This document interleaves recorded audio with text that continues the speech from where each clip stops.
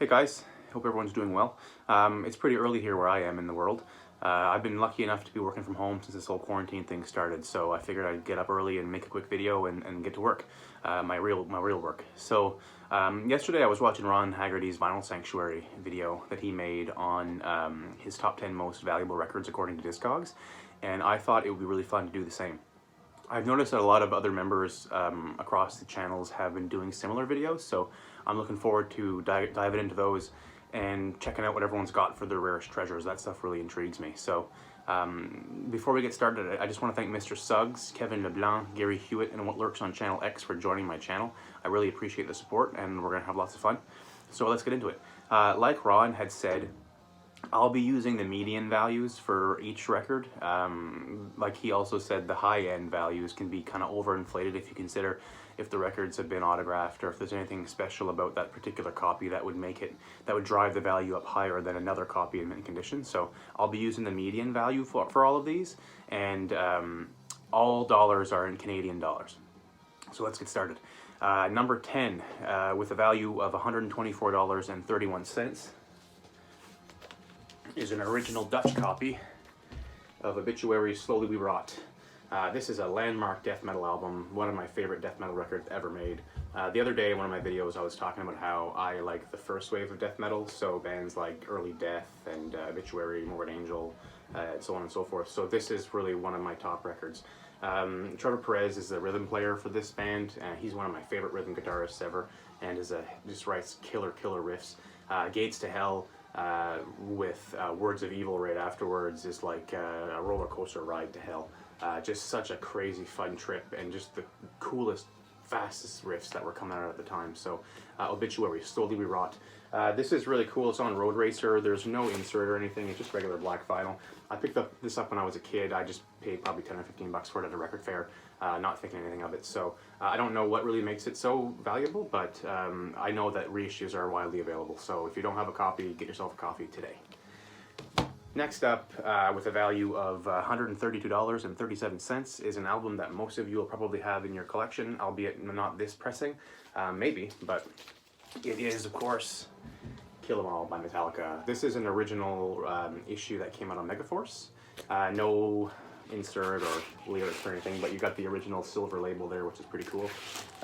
Like I said, we've all heard this record a million times. It's a landmark. It's incredible. You should definitely have it in your collection, but there isn't really much that's been said about it that I could say that hasn't been said, so we'll just move on. Number 8 has a value of $139.32. This is a record I've shown before. Some of the records that you'll be seeing I have shown already because they fit into my other videos, but I'll just give you the rundown on which pressing it is and move on. So we've got, again, 139.32. We've got the Misfits. This is Earth AD Wolf's Blood. I talked about this the other day. This is an original Unplanned 9. Killer lineup. One of the best, strongest lineups of the Misfits in my opinion. Danzig on vocals, Jerry on bass with his brother Doyle on guitar, with Robo on drums. Robo is a monster drummer. Pretty mysterious guy. Not much is known about him, but other than he played with the Misfits, and prior he played with Black Flag, including on their debut Damage. So definitely punk rock alumni. Get this record if you don't have it. It's widely available. Misfit stuff is always in print, so snatch it up. This stuff kicks ass.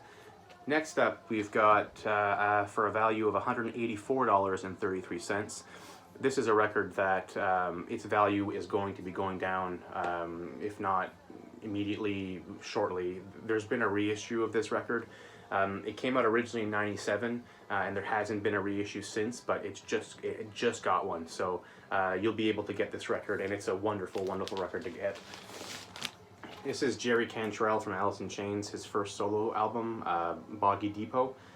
Really fantastic stuff. In my mind, it's like a logical and musical continuation of the third Alice in Chains record. Like I said in a previous video when I showed the Alice in Chains record, the record led to a lot of turmoil within the band, a lot of drug abuse, a lot of bad feelings, and a lot of bad things came about after the recording of that album. So they kind of took a hiatus, and as you know, they never recorded again with Lane before his passing. So this, to me, is like really the conclusion, or not the conclusion, the continuation of that album. You've got Jerry Cantrell obviously singing, writing all the songs, playing guitar, but you've also got Mike Kenny on drums. Not Mike Kenny, sorry, Sean Kenny on drums. Drummer for Alice in Chains, playing on all the tracks. So you got basically half of Alice in Chains. Great stuff. Lots of sludge. Lots of almost even country kind of sounding stuff. Really good stuff. Fans of Alice in Chains, you'll love this record. This is just regular black vinyl. It came with a couple inserts, but nothing special. So Jerry Cantrell, Boggy Depot. Next up is another record I've shown before. This has a value of $233.06, and I just spent about two minutes talking about it. This is Alice in Chains. So this is the one that I talked about last time. There's a lot of bootlegs of this out there. It's extremely rare. It's never been repressed since '96. I was super lucky to get this one and the Jerry Cantrell one for relatively cheap. So just lucky to be in the right place at the right time. It's just regular black vinyl. Hopefully they reissued this one and facelift, because of the three studio albums, of the three studio albums that Alice in Chains made with Lane, only Dirt is available and repressed. This one never gets repressed, and neither does their first facelift. So come on, guys, let's get this stuff going. We want these records. So Alice in Chains. Next up, we've got, for a value of $261.66, is an original copy of Soundgarden's Screaming Life. This is one of the first records I ever had. I remember it sat in the local record shop for literally years, and I would look at it on the wall. And when I got my first job, I came home and I found this record on my shelf. My dad had gotten it for me as a gift. So one of the coolest memories, one of the greatest gifts I've ever gotten. Of course, this is their first release, either before or following the single Hunted Down. Anyway, this is, I guess, limited to 500 copies. It's a radio copy that was given to the station, so this is pretty beat up. It's in pretty rough shape. It's a treasure of mine for sure. It's wonderful in terms of music. I don't think I could fetch what it's going for or what it's gone for, but anyway, super happy to have it, and I'll never get rid of it, so it doesn't matter anyway. So Soundgarden, Screaming Life. Next up, we've got another record I've shown previously. This has a value of $293.72, and that's the original copy I showed you the other day of Marilyn Manson and the Mechanical Animals, as well as the Omega and the Mechanical Animals album. So as I said, these two records go together. 7 songs, they tell two different stories. So the track listing was altered than the CD. So they have the same songs, but they're different sequence so that they fit two different narratives. This came out on Nothing Records. I believe this is UK, either UK or American. Either way, it's a first press with the white and blue vinyl. I won't pull them out because there's nothing special to see. They're just really cool. Marilyn Manson stuff has never gotten reissued. I'm sorry, it has gotten reissued, but it hasn't gotten reissued for 15 or so years. So I know fans are really craving it, and because they keep pumping out bootlegs and people are buying them, and they're $60-$70. So we may as well be getting original copies or original reissues that we can spend that money on and have better sound quality. So hopefully they see the light of day in some capacity as reissues. Next up, what we've got for $333.02 is my copy of Death's Leprosy. Of course, this is their second record. This is on Combat. This is an original on Combat. Plain black vinyl. It's got a one-sided lyric sheet, black on the other side. I know some copies of this had I don't know if it was the gatefold cover or a double-sided lyric sheet, but this is just a one-sided plain one. I love this record. I was talking about Death the other day when I showed my copy of Scream Bloody Gore. This is their second record, so Scream Bloody Gore and Leprosy are definitely my favorites. Heavy stuff. Of course, this features Paul Masvidal, who would go on to form Cynic, another great death metal band. So yeah, Death, Leprosy. Next up, what we've got is a copy that is worth $336.22. I guess it's a record that's worth that much. I don't think my copy is worth that much because it's pretty beat up. This is Ozzy Osbourne's Down to Earth. This is his 2001 studio album. This is an original copy on Epic. I believe it was pressed a couple times, like within the same run for different countries. It's got a little insert here, no lyrics, but just some pictures.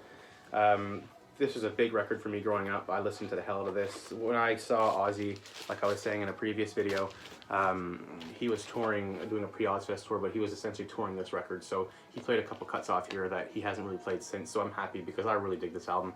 I know this came out 20 years ago, but to me this is still his new album. And I think it'll always be because just, you know, it's tied to my childhood and when it was coming out and blah, blah, blah, blah, blah. So Ozzy Osbourne, Down to Earth. This is another record that was a time and a place. I got this just lucked out. I think someone had sold it to the shop thinking it was a calendar. So I got it for like $10. So super happy to have it in my collection. And the most expensive record that I have, or the most valuable record according to Discogs, is a record that I picked up from a friend of mine's shop, Marty. He watches my videos quite a bit.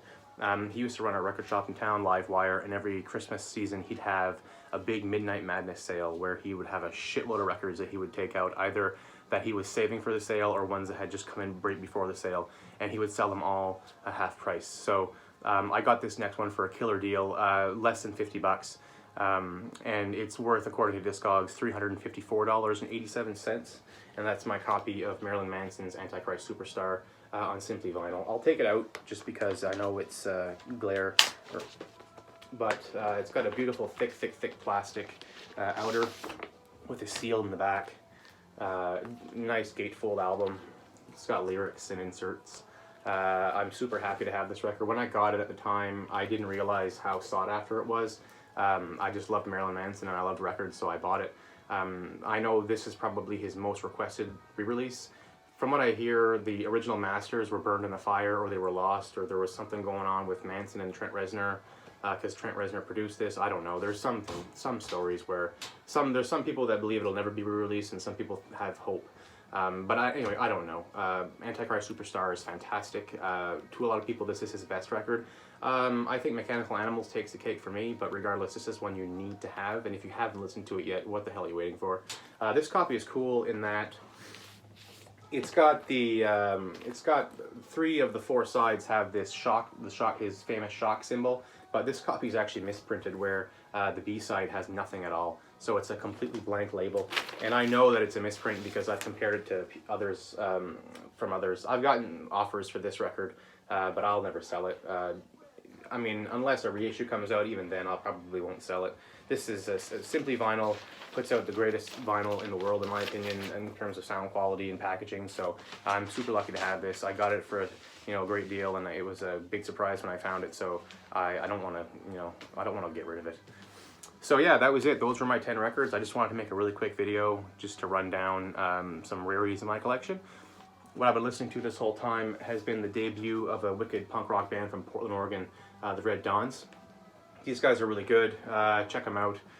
I don't really know how to describe them. Kind of gothy, kind of post-punky, really good stuff. Pretty serious lyrics. The guys in the band, or some of the guys in the band, were made up of former members of 2 other great Portland punk rock bands, namely the Clorox Girls and the Observers. So if you're in the mood for some new punk rock, check these guys out on Spotify, or order the records, blind buy their records, because you're going to like them anyway. So hope everyone has a great day today. I might make a new video tonight if I'm in the mood. Who knows? I just wanted to do this one quickly because I thought it was fun. Hopefully you guys have enjoyed seeing what rarities I have in my collection, and I know that I'll enjoy seeing what rarities you have in your collection. So take it easy, thanks for the support, and be kind to each other.